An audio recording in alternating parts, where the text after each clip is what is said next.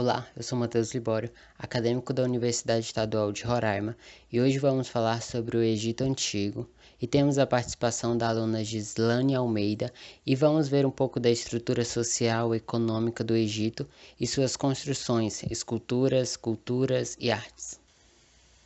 O Egito da atualidade. O Egito é um país africano localizado no nordeste do continente africano e é atravessado pelo rio Nilo, o maior rio do mundo, que proporcionou o desenvolvimento de uma das maiores civilizações antigas do país. Tem um clima e topografia extremamente áridos, plenos e ondulados, a leste de montanhosos e a oeste. Seu território inclui penínsulas de Sinai, onde foi construído o Canal de Suez, uma das rotas marítimas mais importantes para o comércio internacional. O Egito tem 10 milhões de habitantes e é basicamente um país agrícola, cuja economia depende de exploração de petróleo e da agricultura. Agora, a gente vai falar sobre a cultura egípcia, né?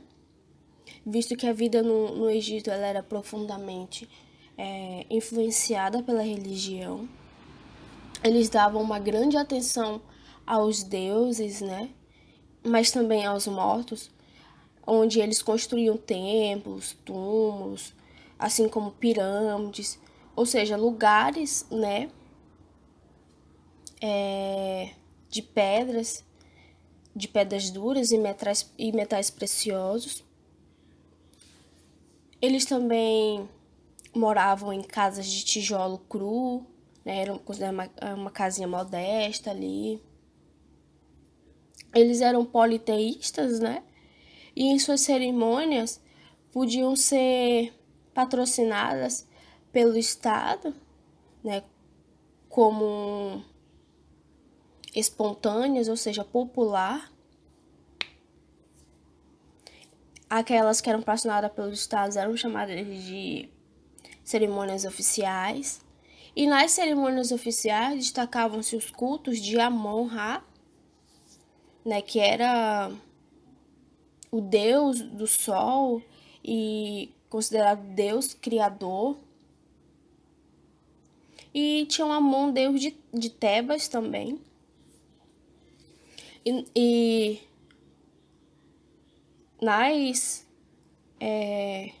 entre esses deuses se predominavam três divindades, que era o Horus, que era o deus da vegetação, da natureza e dos mortos, Ísis, né, e o Horus. E os faraós, eles eram considerados, algo importante destacar, que eles eram considerados descendentes de Horus, onde eles acreditavam que após a morte, né, eles seriam julgados por Osíris, né, podendo retornar aos seus corpos, né, ser absorvidos, mas que precisavam que seus corpos fossem conservados, né? Por isso a questão ali daqueles, como é que eu posso dizer?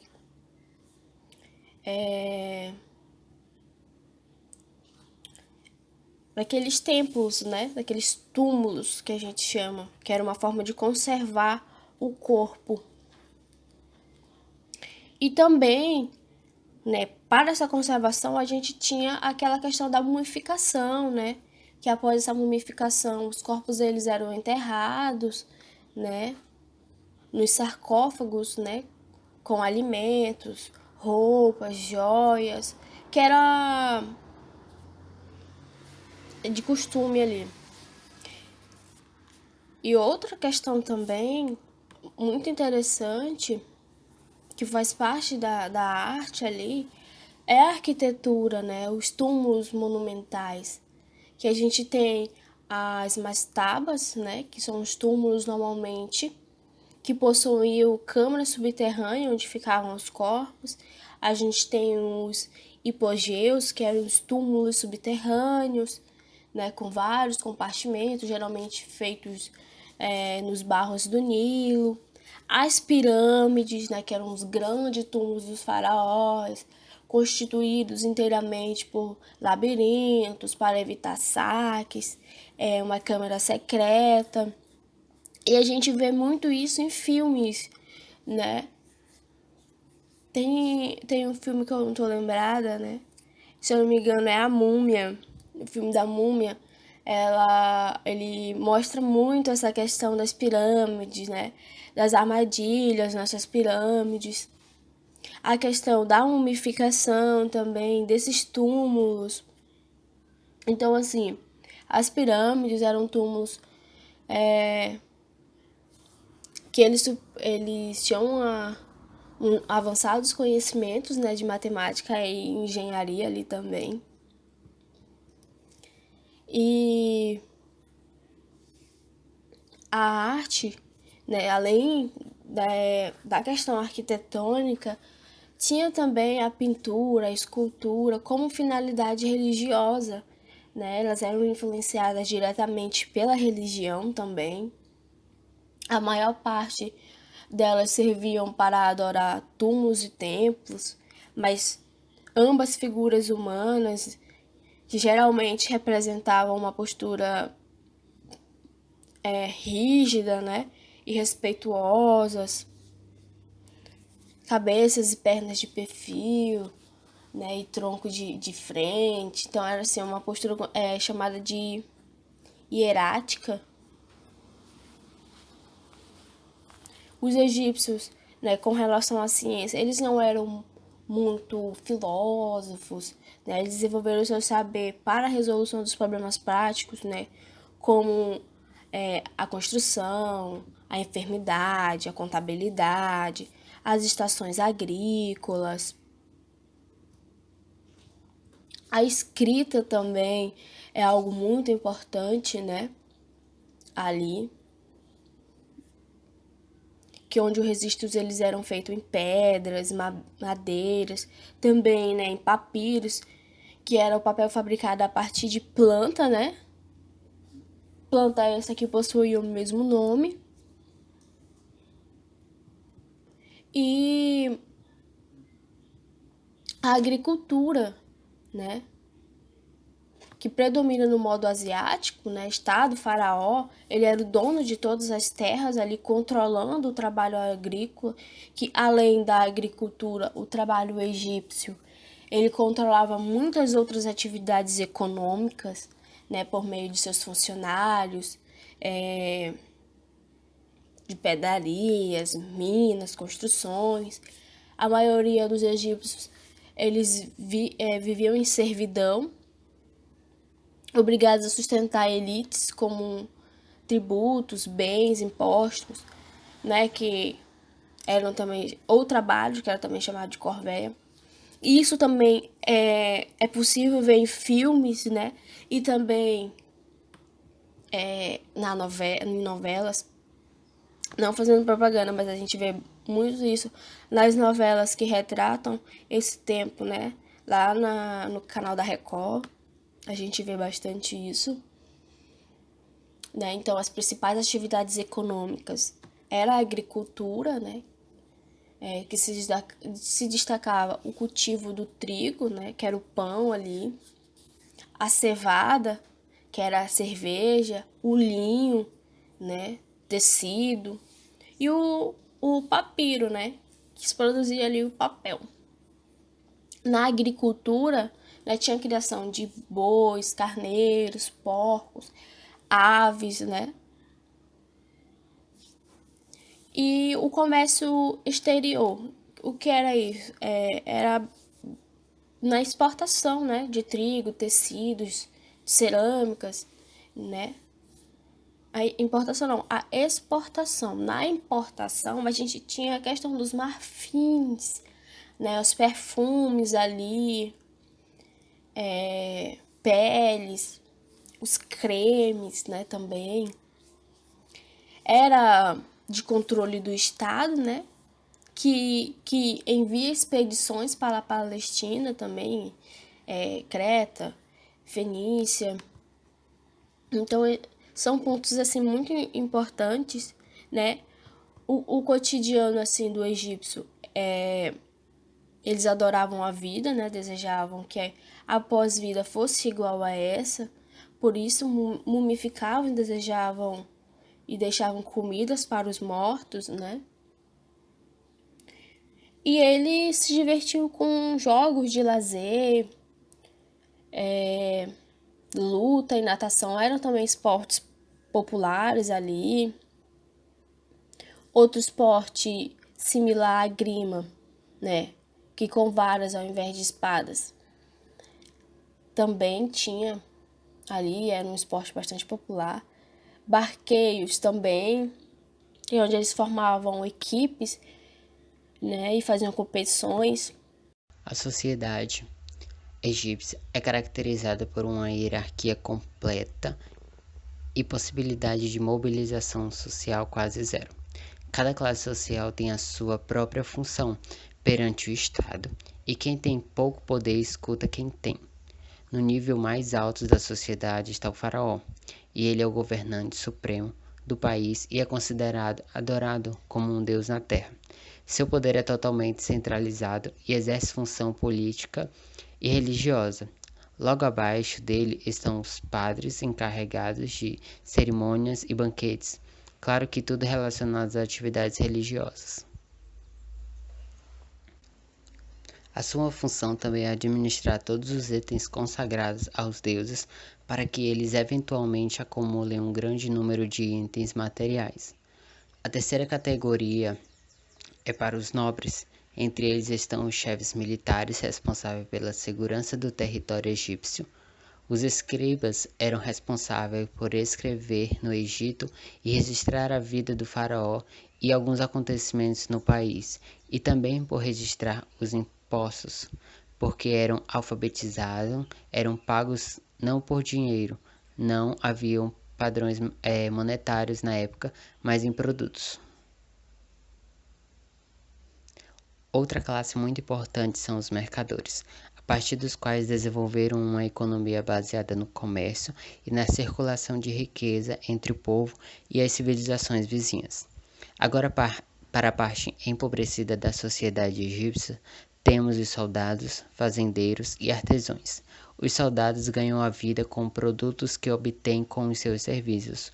Os agricultores trabalham em terras estatais, mas ganham muito pouca renda para essa função. A vida do artesão é muito simples, trabalhando na construção civil e nas oficinas. Na parte inferior da pirâmide da sociedade estão os escravos. Eles geralmente são povos conquistados pelo Estado egípcio e também são chamados de prisioneiros da guerra. Eles trabalham muito, não têm salário e só conseguem ganhar a vida com algumas roupas e alimentos. Eles são desprezados pela sociedade e não têm direitos. Mencionar o papel das mulheres nessa sociedade também é muito bom. Interessante, as mulheres têm um certo direito como possuir e vender bens e imóveis, assinar contratos, se casar e divorciar, aceitar herança e entrar em ações judiciais. No caso do divórcio, os maridos têm obrigações financeiras para com suas esposas e filhos, nascidos no casamento. Se o marido morrer, a mulher servirá como líder militar. Se o marido for um faraó egípcio, a mulher também pode servir como um chefe de estado. E sobre as construções egípcias, os egípcios são uma das civilizações mais importantes da história, deixando um grande legado para os diversos grupos. No campo da arquitetura e decoração, não é exceção. A arquitetura egípcia é interessante, objetos de pesquisa e uma fonte inesgotável de inspiração para projetos até agora. A beleza e o mistério da arquitetura egípcia antiga se estende por milhares de anos. O projeto atual também é muito importante. Desde o início, a arquitetura egípcia foi relacionada à religião, e há muitos monumentos para adorar os deuses que as pessoas acreditam. Os edifícios mortuários também estão muito presentes. Por volta de 3200 a.C., a comunidade ao longo do rio Nilo foram unificadas em um império. Foi a partir daí que a arquitetura egípcia ganhou força e o imperador estabeleceu padrões para todos os edifícios da região. Acredita-se que a primeira pirâmide do Egito seja a tumba de Djoser, o fundador da terceira dinastia, e foi construída em Saqqara pelo arquiteto Imhotep. Foi ela a pioneira na cultura de construções de grandes edifícios para abrigar múmias de nobres e funcionários de Estado. A arquitetura egípcia antiga é sempre marcada pela sua magnificência, que é dividida em três categorias principais: mastaba, apogéus e pirâmides. Mastaba são tumbas retangulares geralmente feitas de pedra. A tumba foi escavada na parte inferior do prédio para permitir que as múmias fossem colocadas. Nesse tipo de construções apareceu antes das pirâmides e foi originalmente usada para abrigar o corpo do faraó. Mais tarde, eles foram usados apenas para enterrar as múmias de outros membros dos nobres. Hipogeu são tumbas subterrâneas escavadas em rochas perto de rio ou em encostas de montanhas. Eles têm vários compartimentos, incluindo templos religiosos para oferecer sacrifício pelos mortos. Existem múmias enterradas na parte subterrânea e apenas múmias de membros da nobreza. As pirâmides. As maiores representantes da arquitetura egípcia, sem dúvida, são as pirâmides. Tratam-se de edificações escandalosas com degraus ou lisas em que eram guardadas as múmias das pessoas com maiores títulos de nobreza, na maioria dos casos, os faraós. E na economia, né, a gente pode dizer que o Brasil, o país e o Egito, eles têm laços econômicos, né, culturais, turísticos muito próximos. Dom Pedro I, ele adquiriu o primeiro lote de artefatos egípcios no Brasil em 1824, né? E em termos turísticos, mantém as características de cada relíquia cultural que tinham chamado a sua atenção no mundo. Com isso, o Egito, com suas pirâmides e da costa mediterrânea, né, chamou a atenção. E também, né, a do Brasil, onde a gente pode fazer uma semelhança ali, né, com suas praias se estendendo ao norte de norte ao sul. E de acordo com o livre comércio entre Egito e o Mercado Comum do Sul, que entrou em vigor em 2017, que vem se fortalecendo, os países que compõem o Mercado Comum do Sul podem avançar muito, né? Isso também é um acordo viável, né, para os produtos eletrônicos, a inovação tecnológica. Outro ponto também é que o Brasil ele recebeu um Eletrolá Show, né, que é a maior feira de bens de consumo duráveis da América Latina, né, que atraiu o interesse do Egito e em outros países, né, que queriam explorar novas oportunidades de mercado. E o Egito ele teve a honra de participar dessa feira e levar a diversidade dos seus produtos aos empresários do setor, que tem sido bem recebido em diversos países. Então esse foi o nosso trabalho sobre o Egito, na qual a gente buscou ressaltar alguns pontos importantes, e espero que tenham gostado e até a próxima.